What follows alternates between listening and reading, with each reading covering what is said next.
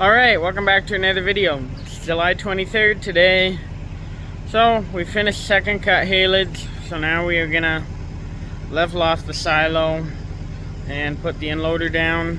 The silo's full. So, yeah, the rest is gonna go into baleage.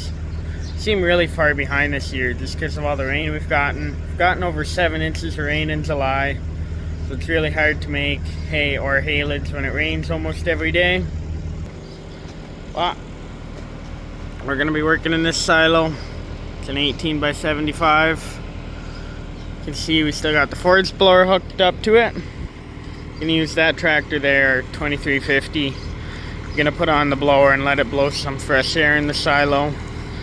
That tractor really does not get a lot of PTO hours anymore. So for it to work on the blower for 20 minutes, half an hour at 1500 RPM or somewhere around there, just blowing some air up the silo, it's good for it. So that's why we're going to use it. Alright, we're in the silo now. You can see the feed settled. It got very dry on us. But it was plumb full. So, yeah. I'm going to fill in the big hole over there with the feed over here. Level it off. You can see I got the fork up in here still. So, yeah. Probably settled 2 doors on us, or yeah, if not 3. But anyway, gonna level it off and then we'll be good. Alright, the silo unloader's level enough. There's a little bit of a hole there, about as deep as 1 door. It's not a big deal. We're just gonna leave that. Yeah, it's not worth the amount of forking that it would require. So we're gonna leave it. Now I'm gonna call Mom to get the unloader lowered down. We'll start with 2 doors. Alright, Mom just lowered the silo unloader. See all this feed here. We're gonna go ahead and push all that off and set up the unloader. Alright, there you go. I got all the feed cleaned off this silo unloader. It has to blow feed in the silo. You see, feed will blow everywhere and it'll settle onto the unloader. So, I got it. All the big clumps off. As we feed down the silo, it'll be easier to get more of it off. But, yeah. Anyway. So, just set that up, the chute, so the feed goes down the auger. In this blower, there's a little blower there. Up the chute and then down the silo. So, yeah. I'm gonna start getting stuff ready. One of the things we have to do is this cord. So we have this cord here. It's a big heavy cord, and it moves with the unloader. When the unloader goes down, the cord will go up. But when we lift the silo unloader up all the way up to there, we have to let the cord down, and now we have to lift it up. So I'm gonna do that. So this cable is the hardest part, especially when the silo's all the way up. There's now 75 feet of cable, probably 80 because there's probably extra. So the cable's really heavy. Generally what we do is we bring it all up and we clamp it with a vice grip. Dad was mentioning though, it's really heavy when there's all 75 feet. So I thought I probably could have lifted all 75 feet of this cable, but this stuff is thick. Like, you can only imagine how much that weighs. Yeah, you're trying to hold it over your head, and I'm an alright height too. I'm at 6 feet tall, so 5'11", 6 feet, right around there. So yeah, what I did half, clamped it with a vice grip. Then I did the other half and clamped it with a vice grip. So now I'm just doing 2 35-foot sections as opposed to 175 or 2 40-foot as opposed to 80, however you look at it. So what we have to do, we have to get this little clamp up here. We have to lift it up as high as we can so that the cord doesn't get caught by the auger when the unloader runs by. It's kind of a cool little trick I thought of while I was thinking. So, yeah.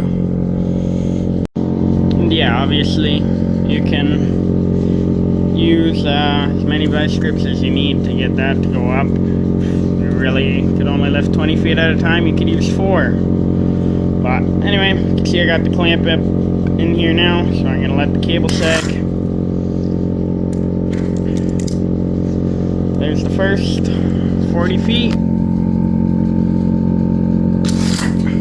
The next 40 feet. And you can see the cable is higher than the bottom of that. So naturally, the auger will go by with no problems. So that's the hardest part done. Everything else is generally relatively easy. We have to do this wheel, we have to get the tension set on it. See, it's nice and fluffy over here. So we have to get tension set on this wheel. The spring, kind of just have to pull it over, slide it in the slot. Then that wheel there, it's turned this way right now. We have to go ahead and turn it that way. So I'm gonna go do that. Alright, that's that wheel tensioned over there on the spring. See, it'll just help keep the silo unloader centered. But we don't want the wheel dragging up against the wall as we lift and lower it. Obviously it's gonna drag when we lift and lower it as we're feeding out the silo, but we like to keep that to a minimum. Yeah, same with this one. This one's now turned. See, once we start the silo, this wheel here will go up against the wall and it'll ride along. Just trying to keep this silo unloader centered here. So yeah, the next thing, we have this clear chute here that has to go in that chute there. The feed can go through the blow chute, in here, out this side, and down a bag to feed out into the TMR mixer. So let's take this off and do that. There you go, there's silo unloader all set up. I'm gonna climb down now. There's a remote down there about, oh, I don't know, 2 doors down that I was using to run it to make sure it ran. Yeah. Fortunately, someone cheaped out, I guess, back in 2006, or something happened, and now the remote doesn't reach all the way up the silo. So it's a bit unfortunate, because about 50% of the time, you're all the way up the silo trying to test with the remote. But it is what it is. Anyway, I'm gonna shut this door, and we're gonna feed cows. There you go, we're down now. We filled 11 doors of that silo, a second cut. So yeah. Anyway, I'm gonna clean all this up and then we can start feeding cows. Absolutely covered. And I got a little bit of a haylage beard going on again. Nice, nice. Anyway, I've already used that joke, so maybe it's getting old. But there we go. All set up to feed cows. Alright, we're feeding out of the silo right now. Taking it a little easy. We're also coming around to that side where the hole is right now. But yeah, nice, all set up properly, running good. Just dry, but that's alright.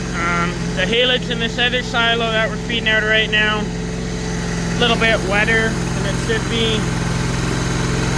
Yeah, probably a little wetter than ideal. This one's a little drier than ideal, so we're blending it right now. Yeah, I can let it down a little bit again. Do that.